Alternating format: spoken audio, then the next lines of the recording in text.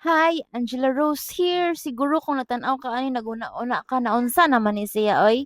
Naara ko diri para maghatag og gamay katawa o gamay hugot kay basig pwede ka makarelate. Hi mga ka-vlog! Char kayo oy.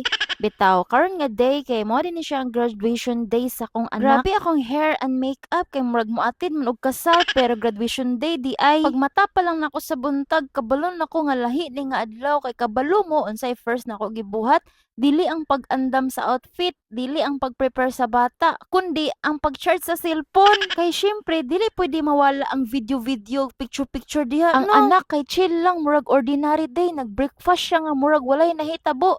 Ako nga murag host sa non-time show, gatuyok-tuyok sa kusina, gi-check ang checklist, ang snack, ang water, ang alcohol spray, ang muta, ang kuguan, everything. Ang akong bana, hala, murag security guard, naa siya sa pultahan gahawat og instruction pero proud sab kaayo maskin gaprinten nga cool ra siya pero kabalo ko sa sulod ana nga kalman niyang nawong kay gadula nga emosyon. Okay guys, this is it ang pinaka-special, ang lakang sa among kinabuhi, ang processional march or I should say ang lakang paingon sa pagkaihaw kay grabe kainit. Ang mga ginikanan na dalag pamaypay, towel og moral support pero deep inside, nang hinaot pod na nga naay untay aircon ng open field ba? Open field! Naay aircon, hala, di na pwede, oy. But of course, para ni sa among mga anak, makaingon lang ta og go anak, go, pero dali-dali kay basin maprito ta diri. Pero bisan pa man sa init, sa singot, og sa sunog nga kutis, worth it gihapon kay lipay kaayo nga ni graduate na yun sa elementary ang among mga anak. Pero pag abot na mo sa venue, hala, lain na ang feeling. Sakalit lang ba, murag di balik ang tanan. Gikan sa yang unang adlaw sa school,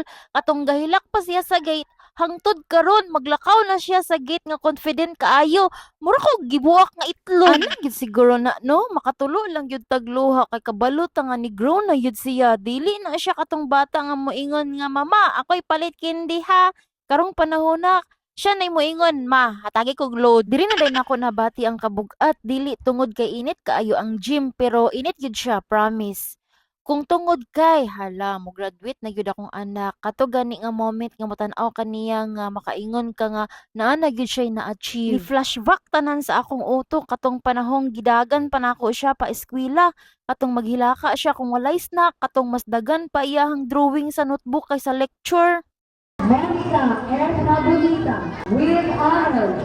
Second placer, Unit Miss Volleyball Athlete, Conduct Awardee.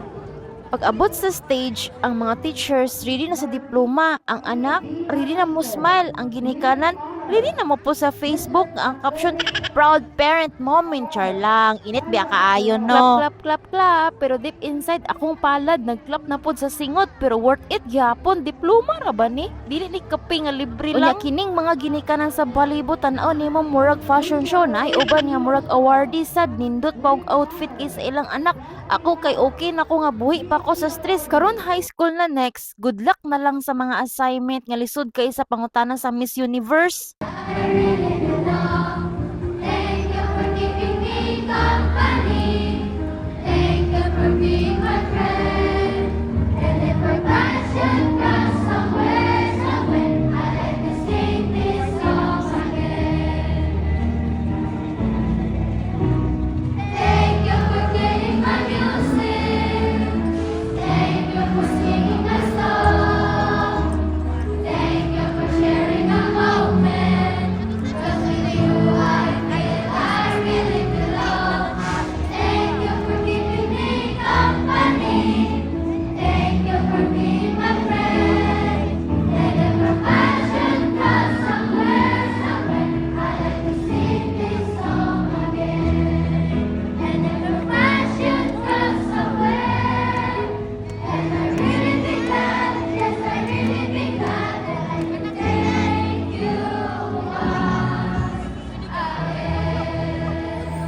Now the tribute for Ariel.